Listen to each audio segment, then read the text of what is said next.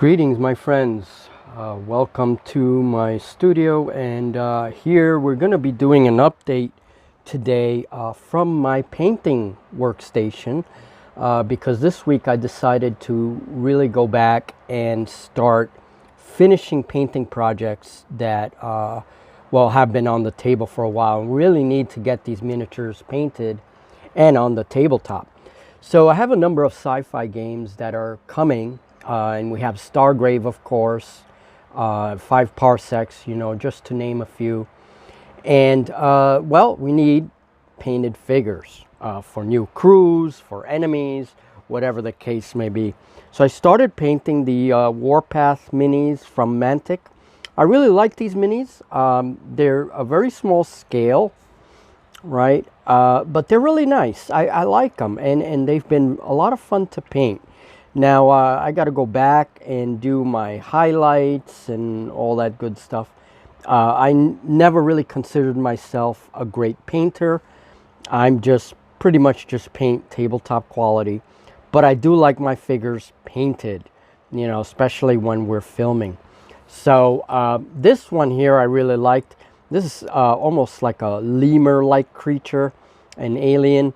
And he reminds me of the Yatsurians from, if you guys remember, Star Frontiers, the role-playing game Star Frontiers. These would have made excellent Yatsurian figures. That, of course, is a very, very old RPG, tabletop RPG.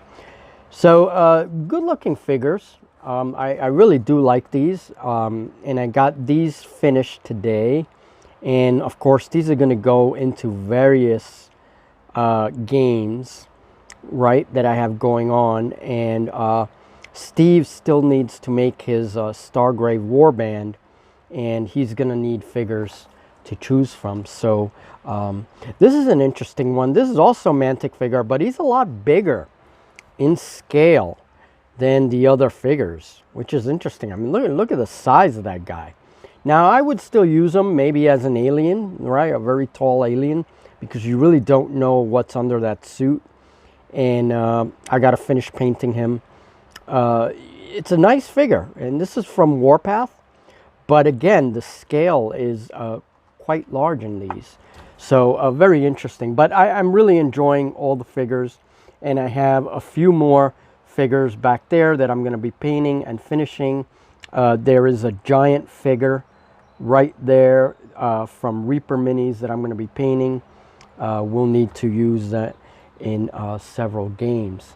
So I'm going to now show you what I have for Rain in Hell. And then I'm going to show you a little thing that I did for my miniatures.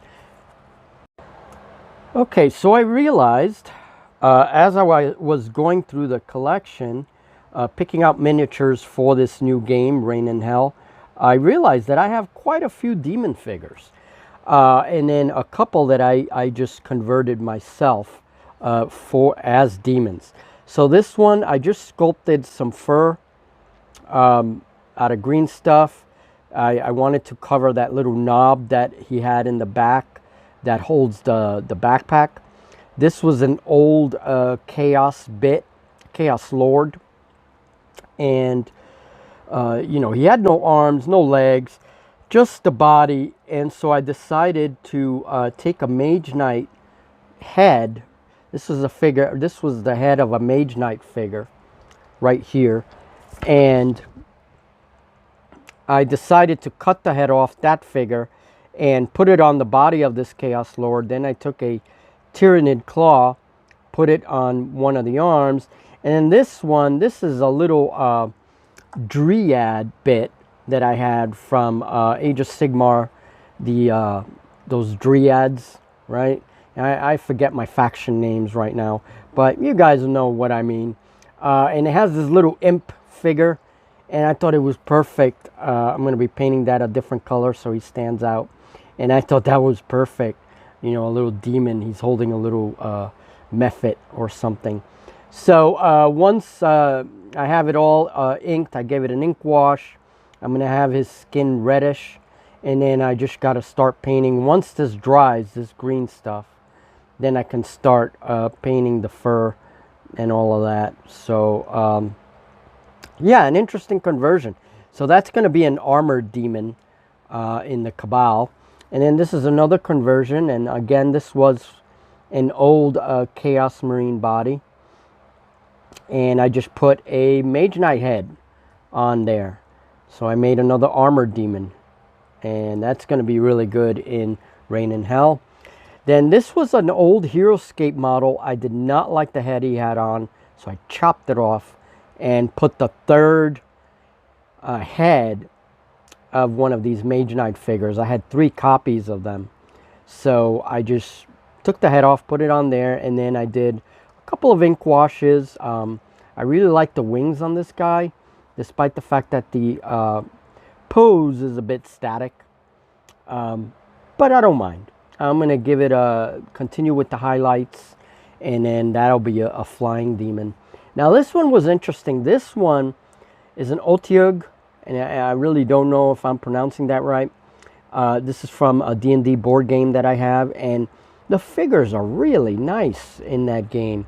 And sometimes I cannibalize the figures and repaint them and use them as fill-ins, because I have a couple of these board games.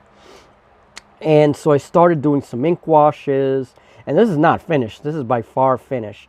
Now I got to go back and highlight all the details, highlight the teeth, you know, so this still needs work. But I love the texturing that the figure had on the body. Really cool. And this is going to make a really nice demon. Some kind of, you know, and it's actually an aberration in D&D. So this is perfect. So I'm definitely going to be using that in Rain in Hell, probably in my Cabal. This is a Rune Wars miniature, and I love this miniature. This is really cool. Some kind of hellhound or something I'll be making of this. This is also good in Bug Hunt, because it's just such a cool looking, nasty looking figure. He is pretty big though. He's not a small figure, so he would be a big creature. And then this is going to be the leader of my Cabal. I thought he was perfect. And I'm still painting this, not finished. I'm going back now, doing my highlights and everything else. I did some ink washes, but now I got to go back and really finish things up. But this is going to be my leader. And again, this is a Rune Wars figure. I paid like 20 bucks for this starter set, and this came with a bunch of figures. It came with a lot of figures. I haven't put all the figures together. For 20 bucks, it was excellent. So I think they still sell those. This is another Rune Wars figures, and I thought this would make a very nice demon. Okay, so a very spiky demon. And then this old figure that I've had, it's a Beastman, and I'm still working on him a little bit, touching him up. But he's going to be some kind of slaughter demon. And then for Julie, Julie wants to have some really bad demonettes, nasty demon girls, right? Of course she does. So this is going to be her leader, and this is an awesome model. This is a model from the old Malifaux. I think it was version 1.5. And this is an all-metal figure, and I love this figure. This is one of the best female figures that I have in my collection, at least. I really like it. So I'm touching it up, and that's going to be Julie's bad girl. That's her leader. And then I made this conversion, and this is from an old D&D figure. And this was an old elemental. I've had this figure for years. So I took it, I added the tree stumps, I sculpted them out of green stuff, right, in order to give it a little more life. Then I used secret weapon powders, and that's what I used to paint the figure, to give me like these earthy, dusty tones that the figure has. And let me just focus a little bit, okay? And I really like the way those tones came out, and I even added a little bit of sand because the original figure was just too smooth. And then I drilled a hole for a mouth, and I added these bit And I don't remember exactly what this was from, but it was in my bits box, and this was just perfect for a kind of like tongue almost, right? Like a prickly tongue. So this is some kind of earth demon.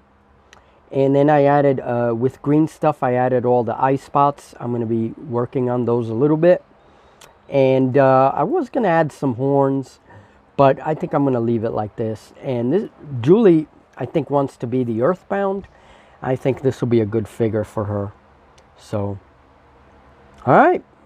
Whoops. Okay, so you guys remember that I made these alien plants. And I make these seaweed looking plants that I also use in Deep Wars, and I make them out of old juice bottles, right? So I did the same exact thing, but I made them tiny, and these are going to be to decorate my sci-fi figures, to decorate their bases, because as you know, base decorations can be expensive. You know, you get them in packs, but they're sometimes like $8.99 and whatever. I'd rather save that money. So I cut out tiny plastic bits from juice bottles, and I made my little algae the way I normally do, exactly the same way I did the large ones. And then these are on green stuff bases, and when that dries, I cut them up and put them on, put one of them, you know, on each of the bases of my figures, to give the base sort of an alien environment feel to it, right? And these are tufts of grasses, but I'm going to be painting them like radiant purple or something like that to make them look real alien.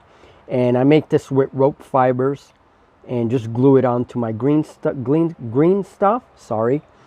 And that's it. And that's what I use as my base decorations, you know. So it'll make the bases a little more interesting. And I'm going to make more and more of these tiny, tiny things. We're going to be talking about 15mm scale terrain very soon. And these will be very nice in a tiny alien forest for 15mm or even smaller. So that's what I wanted to show you guys, really. This was the thing I wanted to show you. Made from all recycled materials. And this green stuff comes off very easily once it dries. I peel it off with my X-Acto blade. So, all right, folks, that's it. I don't want this update getting too long. I just wanted to show you guys what I'm working on. And hopefully later we'll play Horizon Wars and put that up on the channel. But I don't know. It depends on how Julie feels. We both have medical things to deal with this week. So, talk to you guys very soon, and thank you so much for all your support. We'll talk soon.